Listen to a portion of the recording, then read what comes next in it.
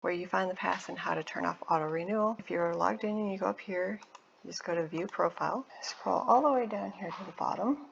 You'll see the GoWild. I have the summer all-you-can-fly pass, and I also have the fall and winter pass. And right down here, there's an opt-out of auto renewal, and it's going to give you the wait. You purchased at the lowest price. Does not mean that they will renew it at $2.99. The renewal cost is $9.99. So you can just click on cancel auto renew, and that'll cancel your auto renewal. You read here, if you choose to cancel, your pass will remain valid through the travel period indicated on your pass purchase confirmation email. That means you can go in and cancel this at any time, and it'll still be good through the end of the pass period. Thank you for watching this video. I hope it has helped you.